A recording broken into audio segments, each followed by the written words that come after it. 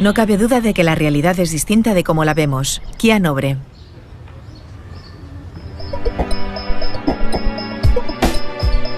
Solemos pensar que nuestra percepción del mundo es mucho más completa de lo que es en realidad. Sentimos que registramos lo que pasa en nuestro entorno al igual que una cámara de vídeo, pero lo que sucede es muy distinto. Edouard Punset viajó a Mallorca para entrevistar a algunos de los neurocientíficos más destacados del mundo, que se habían reunido en el 11º Congreso Internacional de Neurociencia Cognitiva. En este capítulo de Redes, Kia Nobre, neurocientífica de la Universidad de Oxford, nos explica algunos de los recursos que utiliza el cerebro para hacerse una idea de lo que sucede en su entorno.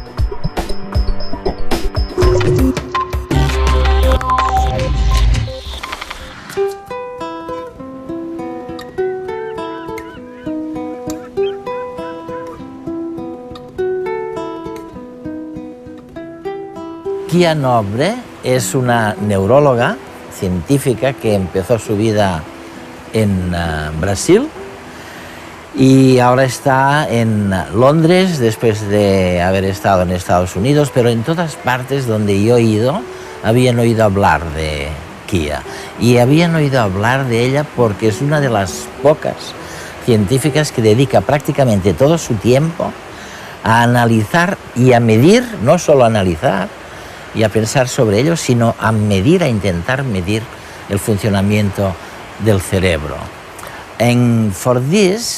Y por eso Kia, y me corriges si me equivoco, por eso intentas recurrir a los métodos no invasivos, como las imágenes cerebrales por resonancia magnética o los magnetoencefalografías. ¿Qué diablos puedes ver que no verías sin estos métodos? Lo que me interesa, sobre todo, es intentar entender cómo el cerebro es capaz de generar una vida mental tan rica como la nuestra. Entender nuestra cognición. Para hacerlo, intentamos mirar qué ocurre en el cerebro de una persona sana mientras piensa o percibe el mundo. Así que utilizamos varios métodos distintos para intentar descifrar esa actividad mental. Hablemos un poquito del tiempo, de este tiempo que utiliza el cerebro. Y ya sabes, a mí me encantan los fósiles. Tiendo a confiar mucho en el concepto geológico del tiempo. Eso está bien. Estoy acostumbrado a pensar en millones de años, aunque otras personas no. La mayoría de mis amigos son muy impacientes y están pendientes del tiempo todo el rato, cuentan los minutos para llegar a los sitios. Sí. Pero, ¿qué hace realmente el cerebro cuando se enfrenta al problema del tiempo? Quiero decir, ¿se trata de un concepto geológico? ¿Es instantáneo? ¿Es fugaz? Bueno, es un tema muy complicado. Obviamente, creo que el tiempo es un eje fundamental a la hora de organizar nuestras experiencias. Quizás como personas no podamos recurrir tanto a las eras geológicas. Sí. Pero sabemos muy poco sobre cómo está representado el tiempo en el cerebro. Diría que no sabemos prácticamente nada. El marco temporal que yo estudio es en realidad la temporización del pensamiento, cosas como organizar la percepción y las acciones. Esas cosas suceden más rápidamente que una mirada al reloj, en una escala de cientos de milisegundos, en menos de un segundo. Ese campo de estudio en el que intentamos entender la temporización del pensamiento es muy prolífico en estos momentos, pero no tenemos todavía una noción generalmente aceptada de cómo está representada dicha temporización en el cerebro. Y sin embargo, supongo, creo que lo que estás diciendo es que la concepción que nuestro cerebro tiene del tiempo, si es que existe algo así, gestiona la forma que tenemos de percibir, de comprender, de comunicar, de hablar. ¿Es así esto? Sí, es muy importante. Como he comentado, creo que la concepción del tiempo es un eje fundamental a la hora de ayudarnos a organizar y ordenar nuestros pensamientos y nuestro comportamiento.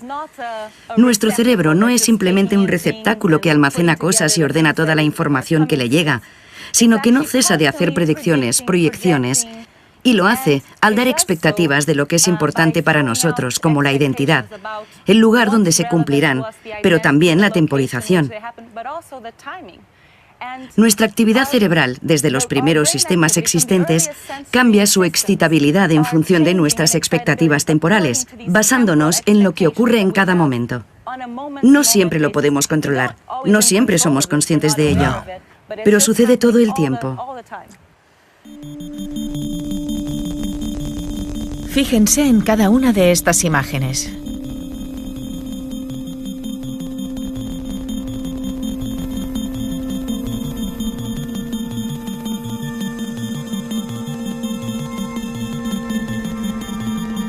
¿Ha estado la imagen de la flor el mismo tiempo que las otras en pantalla?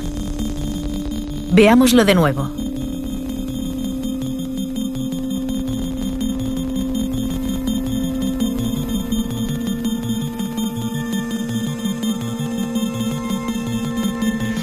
Aunque parezca que la imagen de la flor dura un poco más, en realidad todas duran lo mismo.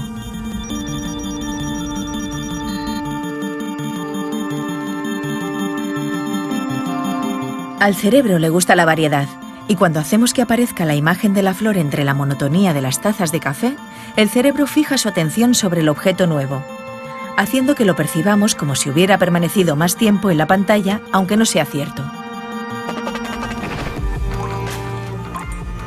El ritmo de las cosas que suceden en su entorno permiten al cerebro valorar el paso del tiempo. Pero esta percepción no es inmutable. En nuestra mente, el tiempo puede parecernos más lento o más rápido según la cantidad de estímulos, lo novedosos que sean y la atención que les prestemos.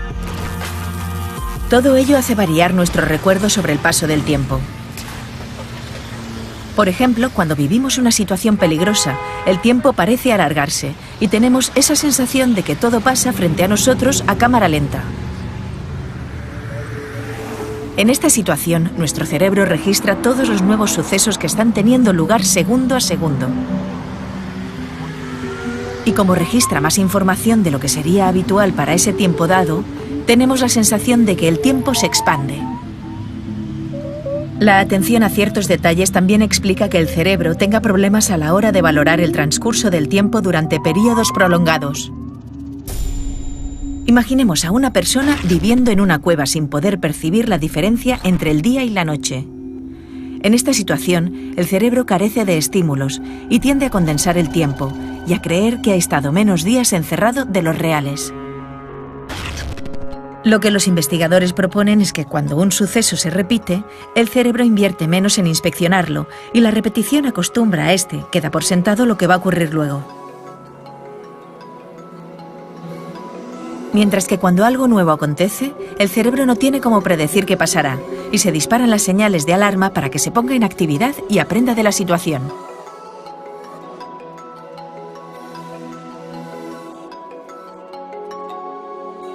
El tiempo no es solo relativo en el mundo exterior, sino también dentro de nuestras propias cabezas.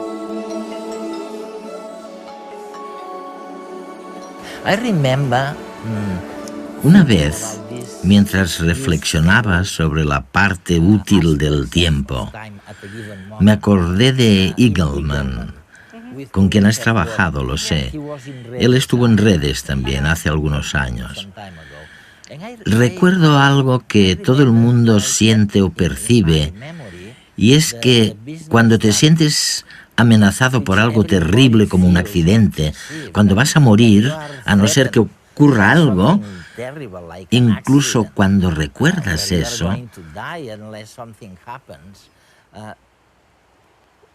incluso cuando te acuerdas de este tiempo, resulta que el tiempo va mucho más despacio. ¿Qué puedes contarme al respecto? ¿Cómo es posible? Bueno, que creo que David Eagleman es la persona que ha realizado los estudios más divertidos y disparatados sobre el puenting. No sé si te lo ha comentado, este tipo de cosas. Es cierto que cuando centramos nuestra atención en algo, cuando nos sucede algo amenazador y nos sentimos motivados para buscar qué ha pasado, estas cosas cambian nuestra percepción del tiempo. Hay muchas otras ilusiones temporales a las que nos enfrentamos constantemente. Las damos por sentadas y no nos damos demasiada cuenta, pero si, por ejemplo, nos fijamos en la esfera de un reloj que se mueve, parece que el reloj se ha detenido un instante y que luego se vuelve a poner en marcha. Está relacionado con el hecho de centrar la atención en el tiempo que se retrasa, en el tiempo que se ralentiza. Y hay muchos casos. Creemos que el tiempo es algo lineal y predecible, pero es algo que moldea nuestras experiencias y el estado en el que nos encontramos como organismos. Es fantástico porque lo que sugieres es que en verdad estamos haciendo predicciones todo el tiempo. Sí. Que el cerebro manifiesta sus propias ideas sobre lo que está ocurriendo fuera. Sí. Y al mismo tiempo, esta proyección se combina con elementos o con informaciones que el cerebro recibe desde el exterior. Sí, sí, así es. Así que todo es muy tenue, muy impreciso, ¿no? Bueno, depende de para qué creas que sirve la percepción. Si piensas en ello como en una forma de obtener una visión fotográfica o cinematográfica del mundo, entonces la verdad es que lo hace fatal. Creemos que tenemos una buena película, pero si la detenemos y ocultamos algunas partes de la escena y preguntamos ¿qué había aquí y allí?, la gente no tendrá ni idea. En general, como mucho, vemos dos cosas en un momento dado. Lo que sucede es que tenemos la sensación de verlo todo porque todas esas cosas son posibilidades, pero no están realmente codificadas. Ahora bien, si pensamos que la percepción existe para ayudarnos a hacer lo que tenemos que hacer, para sobrevivir en este mundo, entonces creo que de hecho es un muy buen sistema. Bueno, el tema es conciliar lo que tú estás diciendo con lo que yo preguntaba hace muchos años a mis amigos físicos, ¿no? Yo les decía, oye, vamos a ver, el mundo real, el mundo exterior, ¿es real? ¿Es tal y como lo vemos? O por el contrario, otras personas me dirían un poquito más lo que tú me estás diciendo. No es exactamente lo mismo porque la realidad es diferente, ¿no? Sí, no cabe duda de que la realidad es distinta de cómo la vemos. Cuando empecé en esta profesión era 100% materialista y de hecho sigo pensando que el cerebro nos dice muchas cosas sobre nuestro comportamiento. Pero cuando nos centramos en esa verdad final, es decir, ¿qué hay ahí fuera, en el mundo real? La pregunta es sesuda. He tenido la suerte de casarme con un filósofo. Por eso en casa me recuerdan constantemente, como decimos en Brasil, que el agujero es algo más profundo. Ya sabes, las cosas son complicadas y al fin y al cabo puede ser que el mundo no sea nada como lo que percibimos conscientemente. Pero a pesar de todo, podemos estudiar la cognición y su interacción con el mundo, nuestras acciones y el navegar por nuestra existencia de forma casi perpendicular al misterio que esconde esa gran pregunta. O sea, diría que existe un mundo ahí fuera, pero no creo que pueda probártelo. Es fantástico lo que estamos sugiriendo, porque en realidad estamos intentando contestar la vieja pregunta de saber si el mundo que vemos es el mundo que existe, tal y cual, ¿no? Y Kia nos está diciendo, no estoy segura, o sea, no estoy segura, pero en cambio sé que lo que estoy viendo me sirve. Me sirve para mi propia vida.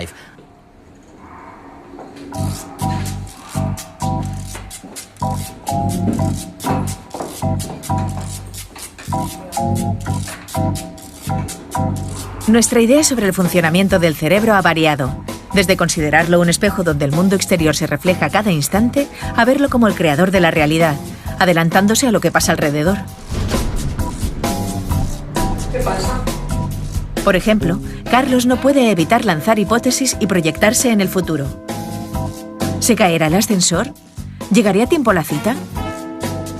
El cerebro está constantemente adelantándose a lo que está ocurriendo. Hola.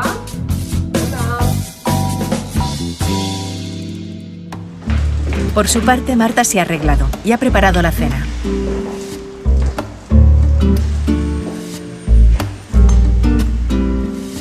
Todo está listo, pero Carlos tarda y ella se impacienta. Antes de que llegue Carlos, el cerebro de su chica ha tenido tiempo de pensar en las más remotas posibilidades. ¿Habrá tenido un accidente? Se retrasa demasiado. ¿O no? ¿Lo mismo está con otra? No sé. Prefiero no pensarlo.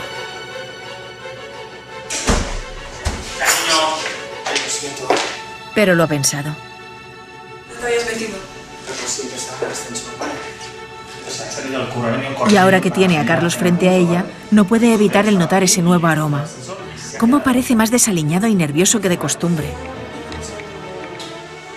¿Y esos cabellos en su camisa? Ya no le quedan dudas. Carlos ha estado con otra. ¿Cenamos? Nuestra atención es selectiva y amplifica o filtra la información que le llega del mundo exterior conforme a nuestros propios propósitos y deseos, creando hipótesis del mundo que, junto a las memorias que retenemos en nuestro interior, guían y manipulan la información sensorial para crear nuestra realidad particular. La percepción de la realidad es una construcción de la mente. La eterna pregunta sigue aún sin respuesta. ¿Conocemos la realidad o solamente pensamos en ella? Nuestra mente es el umbral entre el mundo físico y nuestro particular mundo de pensamientos. ¿Ha habido algún cambio? Quiero decir, un cambio real entre el mundo al que estaban acostumbrados nuestros abuelos, que supuestamente era un mundo con muy pocos objetos y poca atención, al mundo de hoy, al mundo digital, culpable de que reprochemos a nuestros estudiantes que no se concentran suficientemente porque reciben tantos estímulos que son incapaces de asimilarlos? Quiero decir, ese mundo era menos vacío que el mundo actual. Creo que el mundo ha cambiado. Hay algunos estudios de colegas míos de distintos países que ponen de manifiesto que aun cuando el mundo es un lugar cada vez más ajetreado y caótico, los niños, al jugar a los videojuegos y consolas, también se concentran mejor. Así que no creo que debamos disculparlos diciendo, es que mis estudiantes, los jóvenes, reciben demasiada información, porque pienso que la formación que reciben les proporciona mejores herramientas para gestionarla. Recuerdo siempre la camiseta de un pedagogo amigo americano que decía, decía, mamá, no es que tenga un déficit de atención, es que no me interesa. Sí, exactamente, creo que tiene mucho que ver con eso. No me interesa lo que estás diciendo. Claro. Creo que las cosas han cambiado, pero quizás lo veo así por mi edad, porque estoy en esa etapa de la vida en la que a uno le empiezan a molestar los cambios. Me parece que la gente evita pensar mucho, pensar en silencio. Leer algo de principio a fin. Huyen del mundo real. Creo que sí, no lo sé, quizás a la gente le da miedo pensar, le da miedo reflexionar sobre los grandes misterios de la vida. Espero que no.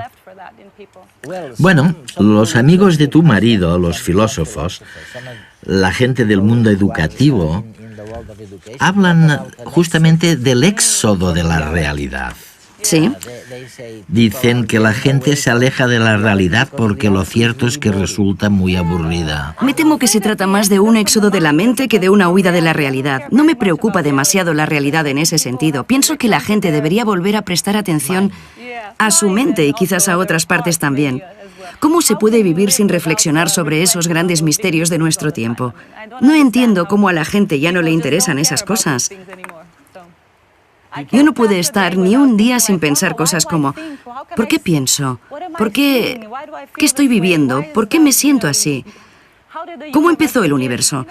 Son preguntas divertidas. No sabemos qué nos va a ocurrir, así que quizás vale la pena maravillarse ante esos increíbles misterios, ¿no? Siempre he pensado que infravaloramos el grado en el que las emociones o el impacto de una situación especial pueden influir en el tiempo e influir en la memoria a largo plazo. Quiero decir, ¿solo guardas en la memoria aquello que fue importante, destacable, algo importante o destacable, memorable? Es cierto, es la otra cara. Igual que decíamos que la percepción no es una película, tampoco la memoria es un archivo cinematográfico. Quiero decir que la memoria es un conjunto de cosas que tú elegiste del entorno porque en su día te resultaron interesantes o útiles. Nuestra experiencia es ese círculo entre percepción, acción, memoria, guiar la percepción, realizar una acción y guardar un recuerdo. Es un círculo de influencias mutuas y los recuerdos cambian constantemente nuestra forma de percibir el mundo. Después, solo elegimos aquella parte del mundo que nos resulta relevante, la conservamos en la memoria y esto cambia nuestra forma de percibir el mundo y se supone que se repite en este, esperemos, círculo virtuoso y no vicioso. ¿Y qué es lo que nos lleva a elegir un recuerdo en particular y no otro?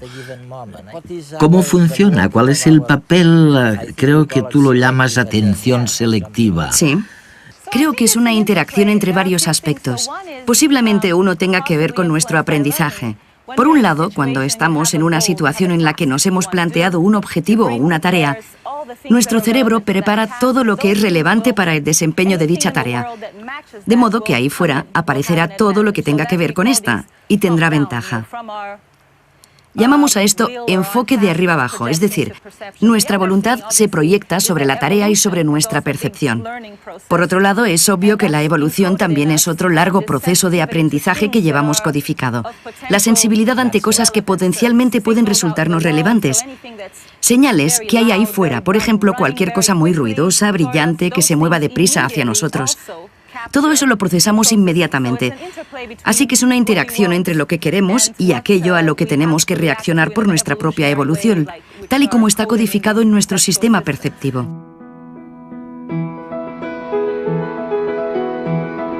Hay psicólogos y neurólogos convencidos de que el cerebro es una chapuza, mientras que otros piensan que efectivamente es la máquina más asombrosa del universo.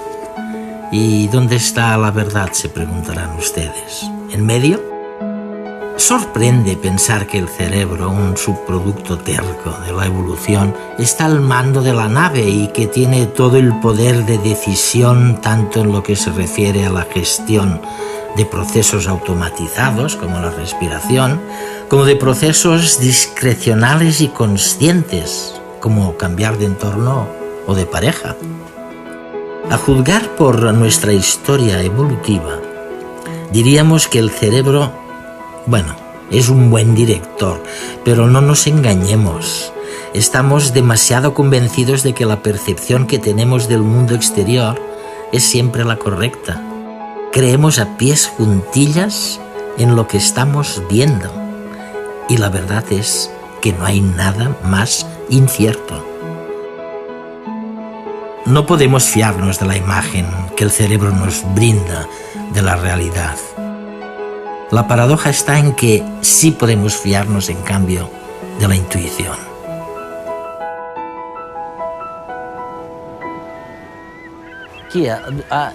Cuando mis amigos me preguntan, algo preocupados, si tienen que confiar en su intuición o si por el contrario tienen que analizar cada situación antes de tomar una decisión,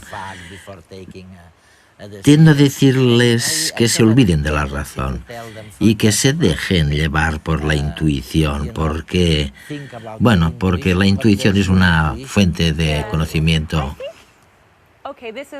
Creo que sí. No te voy a contestar con una respuesta contrastada, pero pienso que nuestra intuición es el resultado del largo proceso de aprendizaje de nuestra adaptación.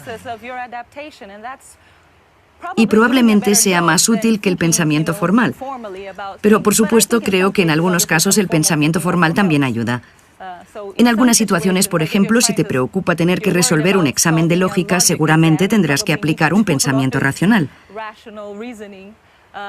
No obstante, creo que en la mayoría de los casos estamos inconscientemente muy bien preparados para enfrentarnos y reaccionar ante las distintas opciones y oportunidades, porque tenemos un conjunto de recuerdos que nos permiten optimizar nuestro comportamiento en cada momento. La verdad es que no sabíamos nada sobre el cerebro hasta hace muy poco, hasta hace muy pocos años.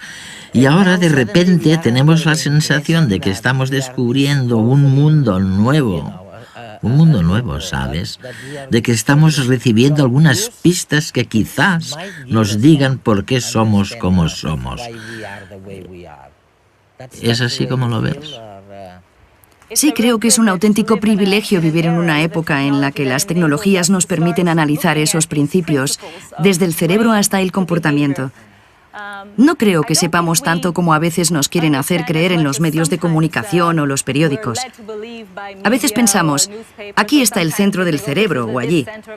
Algunos, como yo misma, pensamos que el cerebro no funciona así en absoluto, sino que creemos que el sistema es mucho más dinámico, por lo que creo que todavía tenemos mucho que aprender. Lo que sí es cierto es que ahora disponemos de algunas herramientas que nos permiten adentrarnos en el cerebro humano sin tener que recurrir a personas que enferman o sufren un ictus. Por eso creo que estamos viviendo un tiempo con muchas posibilidades. Pero espero que nos ayude a plantear más preguntas en lugar de darnos soluciones fáciles, porque sería muy aburrido.